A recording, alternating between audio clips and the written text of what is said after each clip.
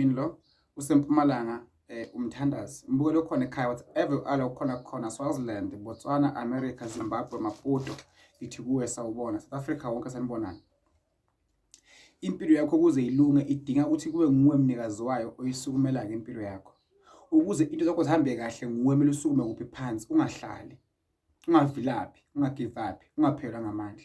Impilo yakho isengaba right, impilo yakho isengaphumelela, impilo yakho isengahamba indlela ofuna ngayo, usengathola umsebenzi, ungawuthola umendo, ungaba nekhaya, ungaba nomuzi, ungaba nakho konke okufunako umbolo khona ekhaya, ungaphelwa ngamandla. Umbolo khona ekhaya uhambile inyanga abathandazi bafundisi, ungagxeke, ungaphelwa ngamandla, lungisa impilo. Impilo mayilungisa yenzeka ithi imoto yakho ubuka nedaka khona ishelele. Akuvutsheke isakwazi ke phambili. Kufuna ukuthi iphinde futhi ithathe amandla phansi ikhuphukele kuphi le ntaba.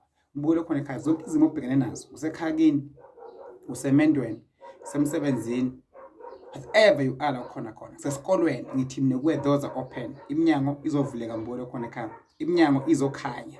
Themba bese uyakhola. Ubunzima obhekene nabo angibazi and bungaphezulu kwamandla akho.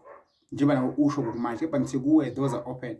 uNkulunkulu nawe, idlozi lakho linawe. Uyagula kwenzakalani lokho nalokho ngithi mina kuwe ngisengakhululeka inkinga obhekene nayo, usengakhululeka into zakho zikhambele kahle, uphumele empilweni. Mbuke khona ekhaya, cina umesibindi, thandaze, ukhulume nedlozi, ulungise into zakho, ulungise impilo yakho.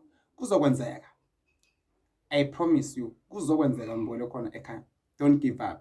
Ungaphelwa ngamandla. Ngithi uNkulunkulu abe nawe, ithwe zakho zibe nawe. Idlozi lakho libe nawe. La ukhona ngithi kuwe cina ibe namandla. Sikumela impilo yakho mbulo khona ekhaya. Ngokamoya sawuvele wena uphumelele. Ungabuka ume khona, ungabuka khona, buka lapho uya khona. Nkosibusise, Nkosi ikhanyisele. uDlamini lo seMpumalanga.